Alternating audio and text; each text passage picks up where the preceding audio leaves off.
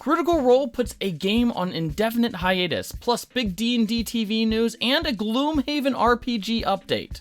What you're about to see is a Channel 4 News exclusive. Welcome to Fantasy Friday, our weekly-ish look back at all the tabletop and fantasy news that's not quite big enough for a single video. If you like this kind of content, be sure to leave us a comment and hit those like and subscribe buttons so we can keep on making these types of videos. So spoilers for the latest Critical Role episode. Critical Role's Team Wildmount explored the Savalier Wood this week, and most importantly confirmed that the gods of Exandria are still in fact alive and have not been eaten by Predathos. However, they are in some need of some assistance. Now, you may remember that the Savalier Wood is home of the Blooming Grove and Caduceus Clay's family, Caduceus being one of the main characters of Campaign 2. Well, the corruption that was threatening the Blooming Grove back in Campaign 2 has its roots in this ancient elven city that was destroyed almost a century before the Calamity. I'm not going to try to pronounce its names. Malay is mere. I watched the show with closed captions, and, I can't always get the names of these fancy words right. Malay is mere. But anyways, this elven city Malay is mere. is the ancient home of Ludinus that fell ahead of the Calamity, and Team Wildmount is now getting set to explore its ruins in the hopes of figuring out what makes Ludinus tick. Oh, and the city is an absolute nightmare, decorated with corpses and patrolled by some sort of huge spider elk thing with two massive humanoid arms. And that just sounds like pure nightmare fuel. So, basically, expect some fun times next episode.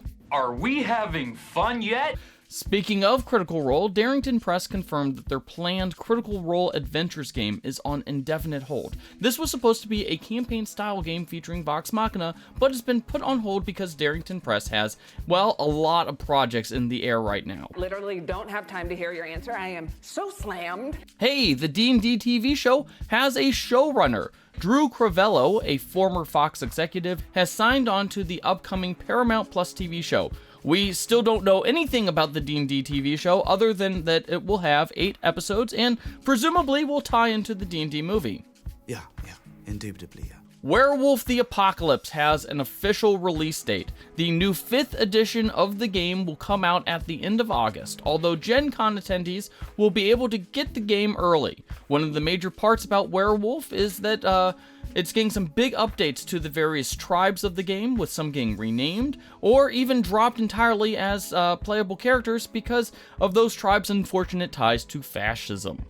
Fascist? Renegade wants you to cross over your Transformers and Power Rangers RPGs. The Field Guide to Action and Adventure rulebook will provide rules for crossovers between the G.I. Joe, Power Rangers, and Transformer RPGs. Keep in mind, this was already hypothetically possible because all 3 games use the same role-playing system, but now we have more official rules about that.